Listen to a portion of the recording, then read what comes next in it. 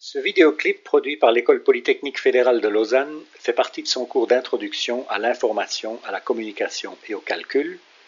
Il s'inscrit dans le deuxième module de ce cours qui porte sur les notions d'échantillonnage et de reconstruction de signaux, puis introduit les notions d'entropie et de compression de l'information. Ayant vu le principe de la reconstruction d'un signal par interpolation sur base de la fonction sinusoïde cardinale, le troisième clip de cette leçon va introduire le théorème d'échantillonnage qui est fondamental à la reconstruction correcte de tout signal.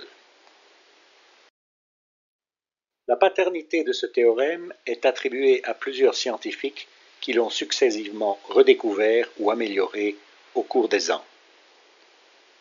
En 1915, Edmund Whittaker fut le premier à publier la formule d'interpolation. En 1928, Harry Nyquist publia une théorie sur la transmission des signaux télégraphiques. En 1933, Vladimir Kotelnikov redécouvrit indépendamment cette théorie.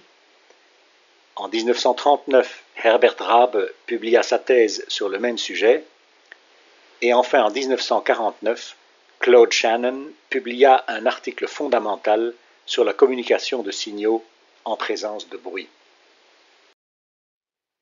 Le théorème d'échantillonnage, sujet du présent clip, dit que si l'on considère un signal x de t dont la composante de fréquence maximale est fmax, un échantillonnage de ce signal toutes les te unités de temps, et donc à une fréquence fe égale à 1 sur te, et une reconstruction de ce signal par la formule d'interpolation xi de t égale à la somme pour tous les entiers de chacun des échantillons x de nte multiplié par la sinusoïde cardinale de t moins nte normalisée sur te, le signal reconstruit xi de t sera identique au signal original pour autant que la fréquence d'échantillonnage fe soit supérieure à 2 fois la fréquence maximale du signal.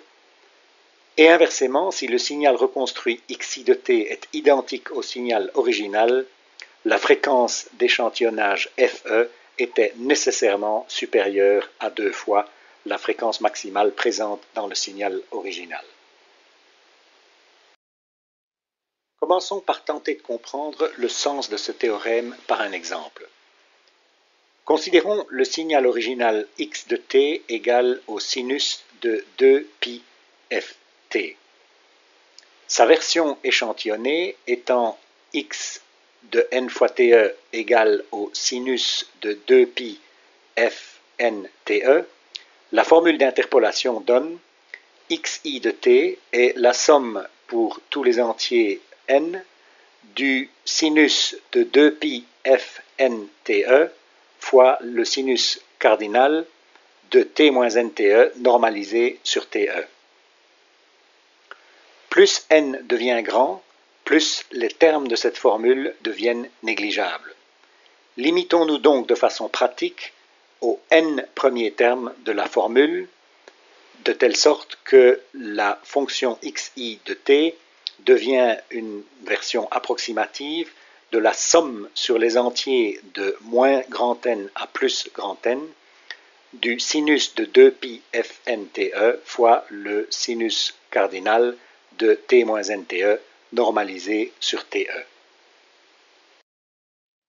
Les graphiques ci-contre représentent à gauche le signal original, puis successivement sa reconstruction par la formule d'interpolation pour une fréquence f de 2 Hz, une fréquence d'échantillonnage fe de 5 Hz, donc une période d'échantillonnage de 2 dixièmes de seconde, et une valeur de grand N égale à 5 dans le deuxième graphique, 10 dans le troisième et 50 dans le dernier à l'extrême droite.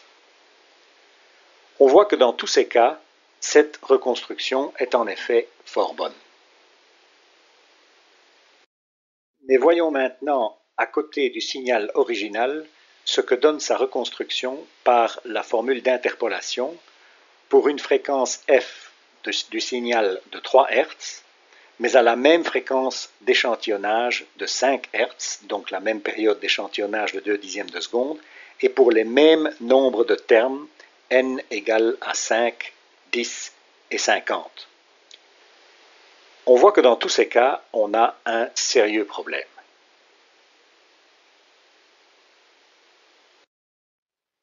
Revoyons ce cas quand la fréquence originale du signal f passe de 2 à 3 Hz avec une fréquence d'échantillonnage toujours égale à 5 Hz.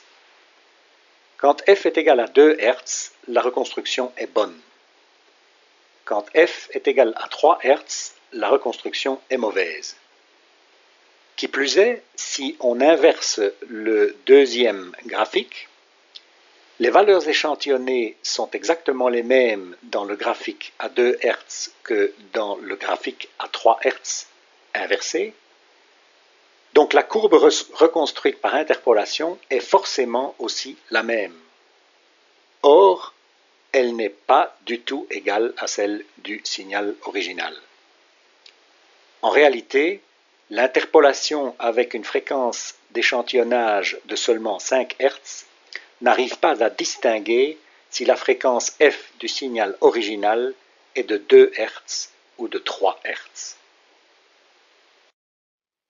Considérons maintenant le cas limite d'un signal original à la fréquence de 2 Hz et demi, avec toujours la même fréquence d'échantillonnage de 5 Hz et donc une période d'échantillonnage de 2 dixièmes de seconde.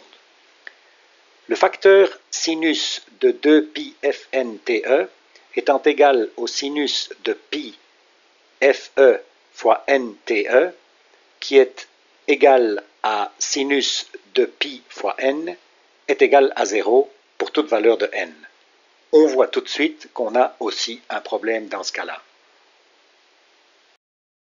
Par souci de complétude, voyons ce qui se passe dans le cas limite de fe, la fréquence d'échantillonnage, égale à 2f, avec des déphasages tels que le signal ne soit pas justement nul au point d'échantillonnage.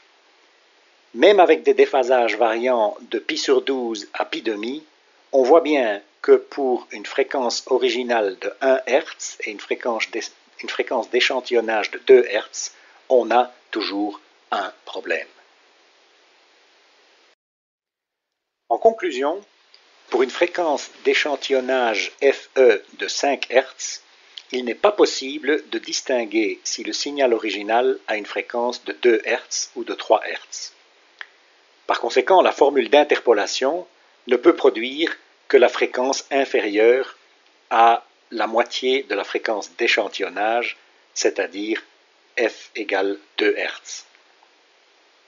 Si on sait que la sinusoïde originale a une fréquence f inférieure à la moitié de la fréquence d'échantillonnage, soit 2 Hz et demi, alors on sait que la formule d'interpolation peut la reconstruire fidèlement.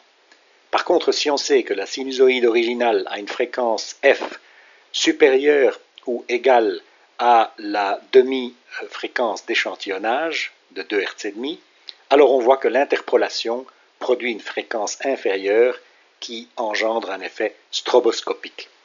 Cette fréquence inférieure apparente, FA, est égale à la différence entre la demi-fréquence d'échantillonnage moins la fréquence originale moins la demi-fréquence d'échantillonnage, c'est-à-dire en fait la différence entre la fréquence d'échantillonnage et la fréquence du signal original.